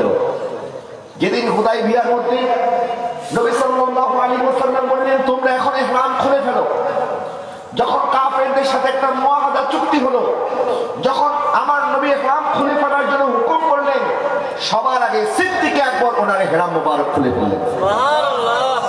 একজন সাহাবী জিজ্ঞেস করলেন, এই আবু বকর, তোমার কি বেশি তারা, তুমি কেন ইহরাম খুলেছো? এখন তো আমাদের কিছু কথা বলার বাকি রয়েছে। সিদ্দিক আকবর বললেন, যেই নবীর কথা ইহরাম করেছি ওই নবীর কথাই ইহরাম খুলেছি। সুবহানাল্লাহ। সাহাবায়ে কেরাম হাজির হলেন, ইয়া রাসূলুল্লাহ, কাফেরদের সাথে আমাদের যে চুক্তি হয়েছে আমরা এই চুক্তির মানি না, কারণ এই চুক্তির মধ্যে আমাদের বিপক্ষে বিভিন্ন শর্ত দেওয়া হয়েছে। যেমন যদি কোনো মক্কাবাসী মদিনায় যায়, তখন মদিনাবাসী মক্কাবাসীকে ফেরত দিতে বাধ্য থাকবে, কিন্তু কোন মদিনার অধিবাসী যদি মক্কায় যায়, তখন মক্কার মানুষরা ওই মদিনার মানুষকে ফেরত দিতে বাধ্য থাকবে না। তাহলে এই চুক্তি কি আদতে মুসলমানদের পক্ষে না বিপক্ষে? আপাত দৃষ্টিতে মনে হচ্ছে এই শর্ত মুসলমানদের বিপক্ষে। ফারুক আজম বলছে, হুজুর, বদরের ময়দানে আমরা মাত্র 313 জন ছিলাম, আর 1000কে আমরা কেটেছি, আর এখন তো আমরা হুদাইবিয়ার মধ্যে 1500 জন আছি। এখন কেন আপনি আমাদের কাছ থেকে জিহাদের বায়াত নিচ্ছেন না? আপনি আমাদের কাছ থেকে জিহাদের বায়াত দেন। এই কাফেরদের সাথে আমরা কোন চুক্তি করতে রাজি নই। তখন আমার নবী বললেন, ওয়ামা ইয়ানতিকু আনিল হাওয়া ইন হুয়া ইল্লা ওয়াহয়ুহা। ওমর, শোনো, আমি নবী নিজে থেকে কোনো কথা বলি না, আমার আল্লাহ যা বলার হুকুম করে আমি তাই বলি। সুবহানাল্লাহ। হযরত ওমর ফারুক রাদিয়াল্লাহু তাআলা মেনে নিতে বাধ্য হলেন দলিল দেওয়ার পরে, কিন্তু সিদ্দিক আকবর দলিলের আগে মেনে নিয়েছেন। সুবহানাল্লাহ। নবী বলেন, আমি যার কাছে আমার দিন প্রচার করেছি প্রত্যেকে আমার কাছ থেকে দলিল চেয়েছে, কিন্তু একজন ব্যক্তি আমার কাছ থেকে কখনো কোনো দলিল তালাশ করে নাই, তার নাম হচ্ছে আবু বকর, যার লকব হচ্ছে সিদ্দিক আকবর। সুতরাং আজকে আমরা নবীকে দেখি নাই, না দেখার পরেও নবীর প্রশংসা করি, আর হাসরের ময়দানে তো সবাই দেখবে, দেখার পরে প্রশংসা করবে। এই জন্য আলা হযরত বলে, আরে প্রশংসা তো হাসরের ময়দানে করবে, দুনিয়াতে থেকেও করো না। সেই জন্য আজকে আমরা ভাগ্যবান যারা আজকের মাহফিলে মিলাদুন নবীর মাহফিল আপনারা পালন করেছেন। আল্লাহ পাক যেন এই মাহফিলের উসিলায় আমাদের অন্তরে নবীর মহব্বতকে বাড়িয়ে দেয়, সকলে বলুন আমিন।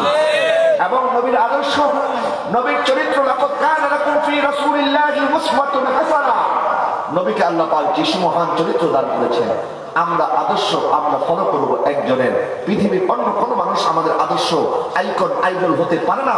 আমাদের একমাত্র আদর্শ, একমাত্র নমুনা আমাদের নবী মুহাম্মদুর রাসূলুল্লাহ সাল্লাল্লাহু আলাইহি ওয়াসাল্লাম, যাকে ফলো করলে দুনিয়ার মধ্যে শান্তি, আখিরাতের মধ্যে মুক্তি। সুবহানাল্লাহ। ঠিক না ঠিক?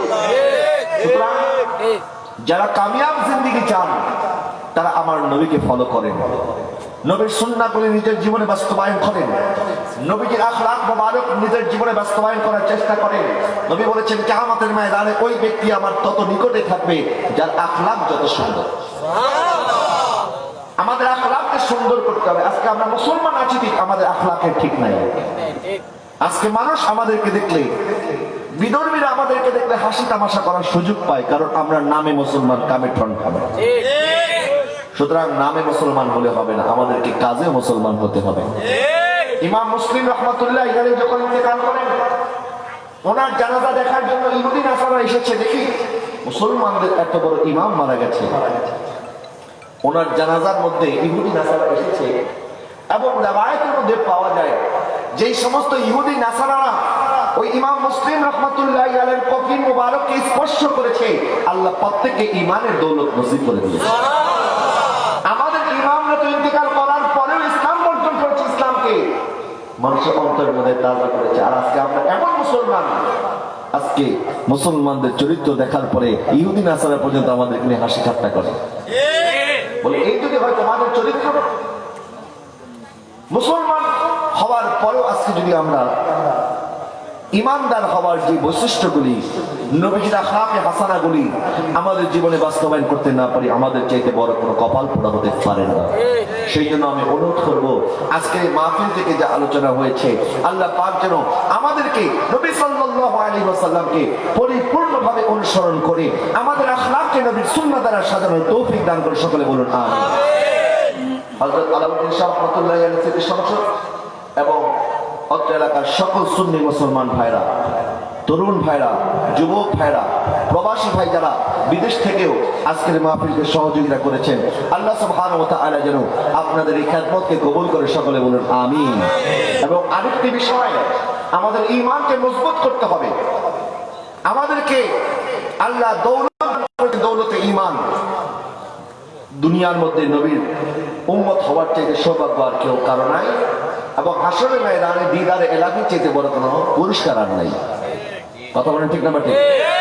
দুনিয়ার সবচেয়ে বড় পুরস্কার ঈমান, আখিরাতের সবচেয়ে বড় পুরস্কার দিদারে ইলাহি। বলে দিদারে। তো আল্লাহ আমাদেরকে যেভাবে দুনিয়ার মধ্যে ঈমান নসিব করেছে, আখিরাতে যেন আল্লাহ দিদার নসিব করে, সকলে বলুন আমিন। এখন শুধুমাত্র ঈমানদার হলে হবে না, বরং ঈমানের উপরে যেন আমরা অবিচল থাকতে পারি, আমাদের ইস্তেকামত ঠিক থাকে, আমরা স্থির থাকতে পারি। এই জন্য দোয়া করতে হবে যে আল্লাহ আমাদের ঈমানকে হেফাজত করে, বলুন আমিন। কিন্তু আজকে বিভিন্ন ভাবে ঈমান চোর আমাদের সমাজের মধ্যে আসছে, আমাদের ঈমানকে হনন করতে চায়। এই জন্য আল্লামা ফারুকী রাহমাতুল্লাহি আলাইহি তাদেরকে নাম দিয়েছিল চুল কাটে না, এদেরকে কি বলে? কিছু নাপিত মৌলবী এসেছে যারা ইসলামকে শুধুমাত্র কাটতে চায়। বলে তারাবি নাই, তারাবির মধ্যে আগে তারা বলতো তারাবি 20 রাকাত নয় 8 রাকাত, এখন বলে তারাবির নামাজ বলতে কোনো নামাজই নেই। আর যারা বলো না নামাজ, এরপরে মিলাদ নাই, নবীর শান নাই, ফাতিহা নাই, মানুষ মারা গেলে দোয়া নাই, কিচ্ছু নাই, সালাত সালাম নাই। এইগুলিকে আল্লামা ফারুকী রাহমাতুল্লাহি আলাইহি নাপিত বলেছে। তো ওনাকে জিজ্ঞেস করছে, ওনাকে যখন সৌদি এম্বাসিতে নিয়ে গেছে এবং ওহাবি মৌলভী সাহেবরা তারাও ছিল, তো তাদের গুরু ঠাকুর তো সৌদি এম্বাসি। এখন জিজ্ঞেস করছে আমাকে কেন রাখছেন? সৌদি এম্বাসিডার বলতেছে আপনি নাকি এই সমস্ত মৌলভী সাহেবদেরকে নাপিত মৌলভী বলেছেন, কারণটা কি? বলে আমি ওরা তো নাপিতের মতোই কাজ করছে। বলে কি কাজ? নাপিতের কাজ হচ্ছে কাইটা ছোট বানানো। ওরা তো ইসলামকে কাটতে কাটতে কাটতে কাটতে এখন নাই নাই নাই, সবই নাকি বেদাত, সবই নাকি শিরক। নাউযুবিল্লাহ। সুতরাং এই সমস্ত দুশমনের রাসূল থেকে নিজেদেরকে বাঁচাবেন এবং নবীর মুহাব্বত আজমতের কথা শুনলে যারাই সুন্নিয়াতের পক্ষে কথা বলবে, আমরা তাদের জন্য মাঠে ময়দানে লড়বো। কথা বলে ঠিক না? আল্লামা জিহাদিকে তারা বিনা কারণে যখন কারাগারে নিক্ষেপ করেছে, আপনাদের ঈমান জজবা আপনারা দেখিয়েছেন, ময়দানে নেমে এসেছেন, কারণ একজন মজলুমের পক্ষে আপনার কথা বলেছেন। উনি কোনো অন্যায় না করার কারণেও পরেও বিনা কারণে তাদের আমিরকে তারা মেরেছে, এটার বিচার না চেয়ে অহেতুক একটা মিথ্যা মামলা, হয়রানিমূলক মামলা দিয়ে আমাদের সুন্নি আলেমদেরকে হয়রানি করেছে।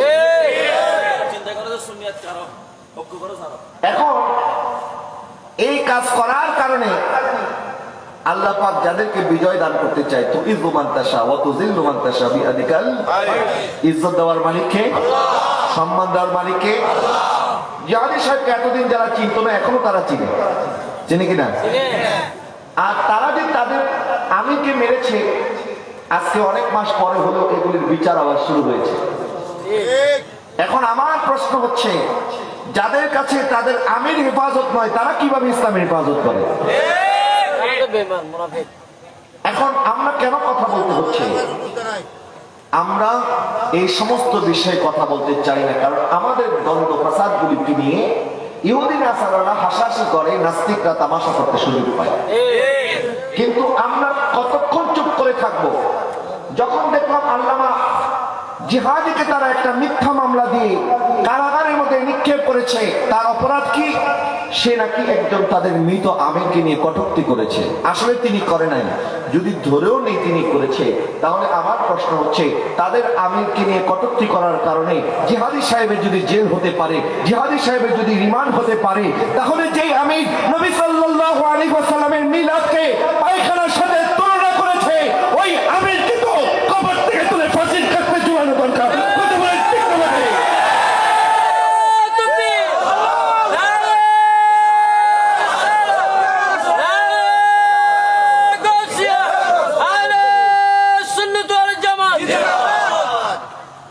সুতরাং নবীর মর্যাদার ব্যাপারে কোনো আপোষ সে যদি আমার বাবাও হয়। তোমরা তো তোমার নেতাদেরকে মেরে কবরে পাঠিয়ে দিয়েছো, কোন সুন্নি আলেম আজকে পর্যন্ত কোন সুন্নি আলেমের দিকে কোন তার ছাত্র সার্গিক আঙ্গুল তুলে কথা বলার সাহস করেছে? এই বেয়াদবি করে নাই। আর তোমরা তোমাদের সন্তানদেরকে নবীর দুশ্মন বানিয়েছো, এখন তোমার সন্তানই তোমাকে কবরে পাঠিয়ে দেবে। এটা তো দুনিয়ার শাস্তি, আখিরাতের শাস্তি তো এখনো যারা কাজ। আল্লাহ যেন আমাদেরকে সঠিক সমঝ বুঝ দান করে, সকলে বলুন আমিন। এই জমিন শাহ আমানতের জমিন, এই জমিন আল্লামা নঈমুদ্দিন আল কাদির জমিন, এই জমিন হযরত মুহসিন আউলিয়ার জমিন, এই জমিন শের মিল্লাত ওবায়দুল হক নঈমি রাহমাতুল্লাহি আলাইহির জমিন। এই জমিনের ভিতরে দুশমনের রাসূলের সাথে আমাদের উঠা বসা চলবে না। এই জন্য সুন্নি প্রতিষ্ঠানগুলিকে আপনারা সহযোগিতা করবেন। আমার ভাইরা, ওলামায়ে কেরাম, যত সুন্নি প্রতিষ্ঠান আছে, আমরা বিভিন্ন সংগঠনের মানুষ হতে পারি, কিন্তু আমরা সবাই এক। গাউসিয়া কমিটি বাংলাদেশ, দাওয়াত ইসলাম বাংলাদেশ, এইভাবে আমাদের যত সুন্নি সংগঠন আছে, যাদের সাথে আমাদের আকীদার মিল আছে, আমরা সবাই এক এবং অভিন্ন। কথা বলে ঠিক না? এজন্য সবাইকে সহযোগিতা করা দরকার আছে কি আছে না? আল্লাহ পাক কবুল করে, সকলে বলুন আমিন। ওয়া আখিরু দাওয়ানা আলহামদুলিল্লাহি রাব্বিল আলামিন। ইয়া নবী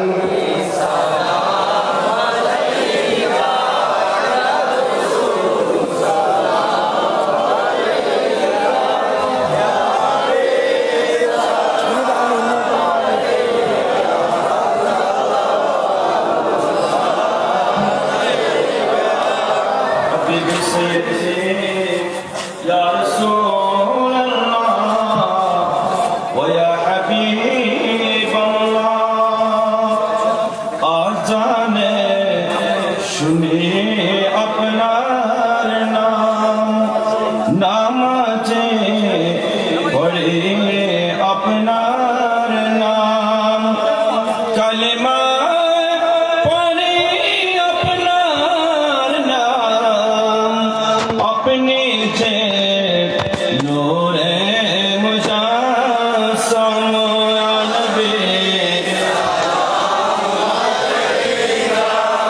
या रसूल सलाम या हबीब सलाम अलैका सलाम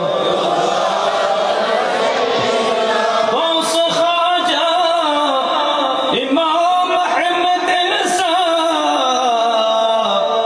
और गौस मजबंदार गाज शेर बांग्ला चौराबी सिर कोटे आका तो है साबिर शाह मुर्शिदी सईदी किबला हाफिज मानी सैयदुल औलिया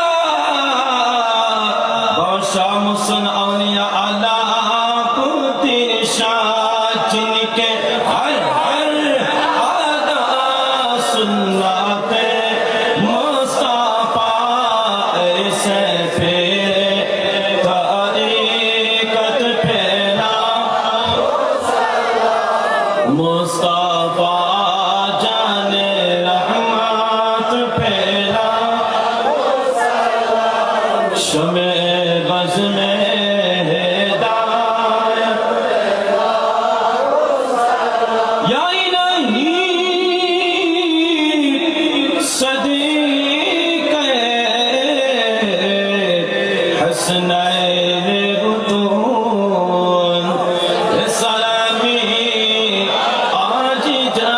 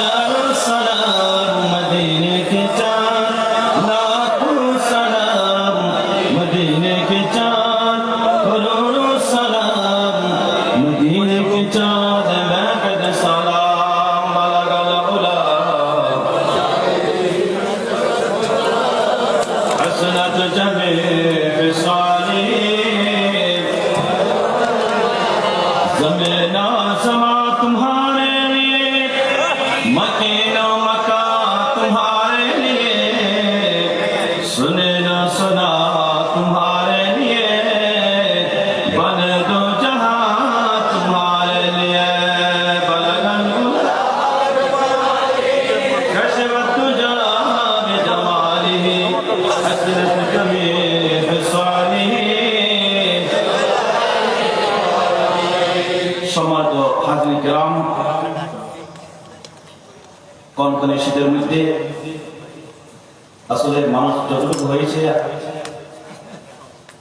বেশি হয়েছে আমি মনে করি, কারণ অত্যন্ত শীত পড়তেছে, কুয়াশা, এই জন্য না হয় দুর্গন্ধ এই মাহফিলে অনেক মানুষ হয়। যাক আলহামদুলিল্লাহ অনেক মানুষ হয়েছে। বিশেষ করে আজকের মাহফিলে যিনি প্রধান অতিথি শুধু ঢাকা থেকে আগত, আপনারা হয়তো অনেকে চিনেন না, আজহারি হিসেবে সবাই চিনেন, কিন্তু ওনার বাবা সুন্নিয়াতের ময়দানে জান দিয়েছেন। সুন্নিয়াতের ময়দানে ঢাকার জমিনে বিশাল বিশাল মহাসমাবেশ করেছে। সুন্নিয়াতের জন্য ওনার হায়াতের জিন্দগিটা কাটিয়ে দিয়েছেন। হয়তো আপনারা শুনেছেন খাজা বাকিবিল্লাহ রহমতুল্লাহ আলাইহি, শুনেছেন তো আপনারা? হ্যাঁ শুনেছেন। উনি অনেকভাবে চট্টগ্রামও অনেক উনি প্রসিদ্ধ, সবাই চিনে জানেন। ওনার এই সাহাবজাদা শেখ আল্লামা আব্দুর রহিম আল মুস্তাফা আল আজহারি আজকে আমাদের মাহফিলে এসে আনোয়ারবাসীকে গ্রহণ করেছেন। মাহফিল পরিচালনা কমিটির পক্ষ থেকে বিশেষ করে হাজরত শাহ আব্দুল শাহ রহমতুল্লাহ আলাইহি স্মৃতি সংসদ যারা সদস্যবৃন্দ আছে তাদের পক্ষ থেকে অসংখ্য মুবারকবাদ জানাই, ধন্যবাদ জানাই। আজকে আমাদের মাহফিলকে রৌনক রোশন করেছে এই জন্য। হাজির কেরাম, সাথে সাথে আজকের এই মাহফিলে যতটুকু আলোচনা হয়েছে এটুকু যদি আমরা যথেষ্ট আমল করি তাহলে আমাদের জন্য দুনিয়া আখিরাতে কামিয়াব, আমরা নাজাত মুক্তি। কেন হুজুর কিন্তু যা সময় দিয়েছেন এই সময়টা কিন্তু যেটুকু তকরির করেছেন, যদি টেনে টেনে সাজগুজে করতো তাহলে 3 ঘন্টা তকরির, 3 ঘন্টার তকরির উনি কিন্তু 1.5 ঘন্টা করেছেন। ঠিক কিনা বলুন না? হ্যাঁ, টেনে টেনে করেন নাই, হয়তো অনেকের বেতা, কিন্তু না, কিন্তু উনি সার করবো মূল বক্তব্যটা ওগুলো উনি বলেছেন, কারণ ওনার নিয়মে এরকম। আলহামদুলিল্লাহ, এতটুকু যদি আমরা আমল করতে পারি তাহলে আমাদের ঈমান আকীদা মজবুত হয়ে যাবে ইনশাআল্লাহ। মৃত্যুর আগ পর্যন্ত আমাদেরকে আকায়েদ আহলে সুন্নাহ ওয়াল জামাতের মধ্যে আমাদেরকে অটুট থাকার সেই তৌফিক দান করুন, আমিন বলুন। আরেকটা আপনাদেরকে খুশির খবর জানাই, আপনারা অবশ্যই জানেন পূর্ব বারেক রহমানে গৌসিয়া সুন্নিয়া মাদ্রাসা গত শুক্রবার আমরা অভিভাবক সমাবেশ করেছি। আলহামদুলিল্লাহ, 2য় তলায় মানুষকে আমরা জায়গা দিতে পারি নাই। বিপুল পরিমাণ অভিভাবক এবং ছাত্রছাত্রী এসেছে, অত্যন্ত সুন্দর হয়েছে। আলহামদুলিল্লাহ, আপনারা জানেন 2য় আমাদের মাদ্রাসায় কাজ চলতেছে। এরপর আমরা আধুনিক শিক্ষার মান উন্নয়ন করার জন্য, ছাত্রদের পড়ালেখার মান ভালো করার জন্য আপনারা অবশ্যই জানেন এই মাদ্রাসা বর্তমানে ছাড়া চট্টগ্রাম আনোয়ারা বলেন যেখানে যান না কেন পূর্ববারের রহমানিয়া বললে সবাই চিনে।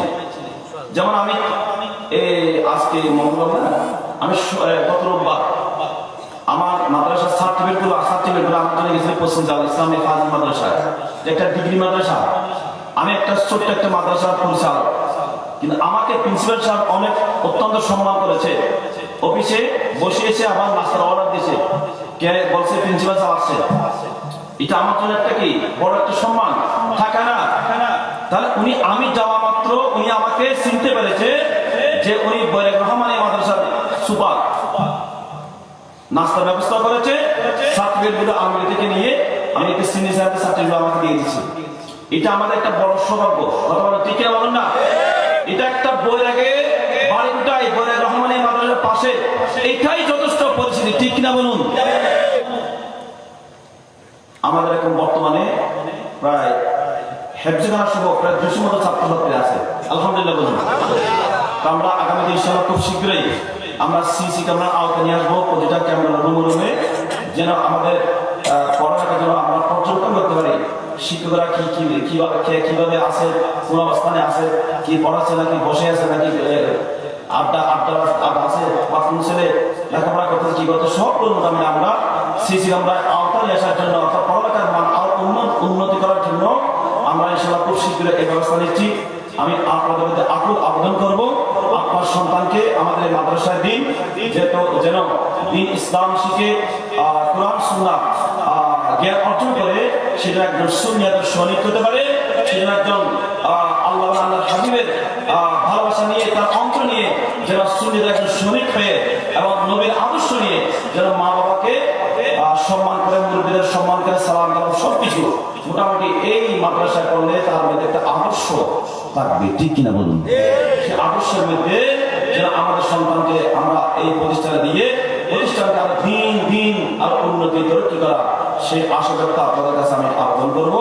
এই পর্যায়ে আপনাদের সামনে আজকের মাহফিলের সম্মানিত সভাপতি আগ্রবাল কেন্দ্রীয় কলোনি জামে মসজিদের সম্মানিত খতিব মুকাররম পূর্ব বরাক রহমানে গাউসিয়া সুন্নিয়া মাদ্রাসা হাফিজুল্লাহ তিনকারা, সম্মানিত সভাপতি বাংলাদেশ আহলে সুন্নাত জামাতের ১ নং বড়ি ইউনিয়নের সম্মানিত সভাপতি আলহাজ আল্লামা নুরুল ইসলাম আল কাদের সাহেব মুতাজিন আলী।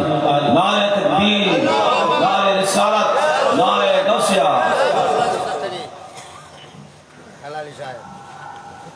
أعوذ بالله من الشيطان الرجيم بسم الله الرحمن الرحيم إنك لعلى خلق عظيم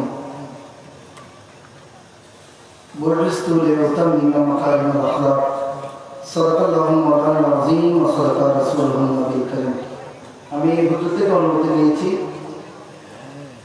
আপনারা আমি দেরি করবো না, আপনারা তাহলেগুলো সুশৃঙ্খলভাবে দিয়ে দেন। যারা তাবর বিতরণ করবেন সুশৃঙ্খলভাবে কথা ছাড়া ইশারার মাধ্যমে দিবেন। আপনারা যারা তাবর গ্রহণ করবেন আপনাদের কাছে আমার অনুরোধ, আপনারা বিশৃঙ্খলা করবেন না, সুস্থ সুন্দর। আমাদের যথেষ্ট তাবর ইনশাআল্লাহ রয়েছে, আপনার সদস্য একজন আরেকজনকে সহজে তাবরগুলো গ্রহণ করবেন। একটু জোর করুন।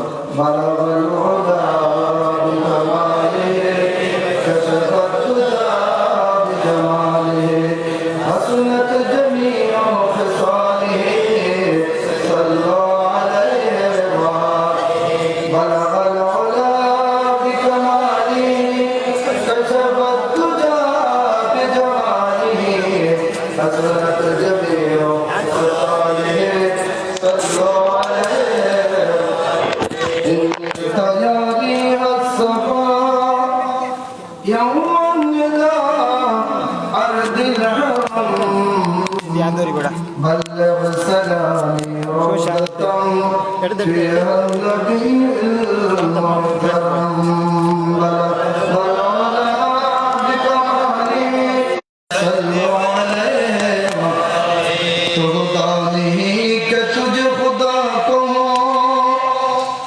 तो बता मुझे तुझे क्या कहो नफल को नज़मे